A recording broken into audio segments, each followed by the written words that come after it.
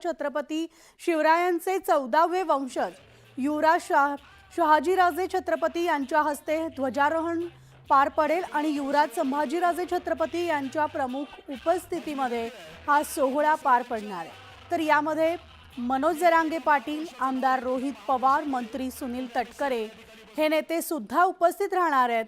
आणि काल रात्री शिवराज्याभिषेक सोहळ्यासाठी 2 लाखांहून अधिक शिवभक्त रायगडावर दाखल झालेले आहेत।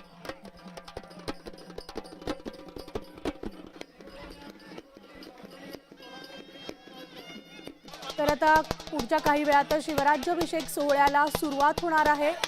रायगडावर काल रात्रीपासूनच या ठिकाणी शिवभक्त दाखल झालेले आहेत। तर नुकताच लोकसभा निवडणुकीचा निकाल लागलेला आहे आणि हा निकाल संपूर्ण पाहता मराठा बांधव सुद्धा या ठिकाणी मोठ्या संख्येने उपस्थित राहणार आहेत। मनोज जरांगे पाटील स्वतः रायगडावर आज उपस्थित राहणार आहेत शिवराज्याभिषेक सोहळ्यासाठी। त्याचबरोबर आमदार रोहित पवार आणि आता नवनिर्वाचित खासदार सुनील तटकरे हे सुद्धा या शिवराज्याभिषेक सोहळ्याला उपस्थिती दर्शवणार आहेत।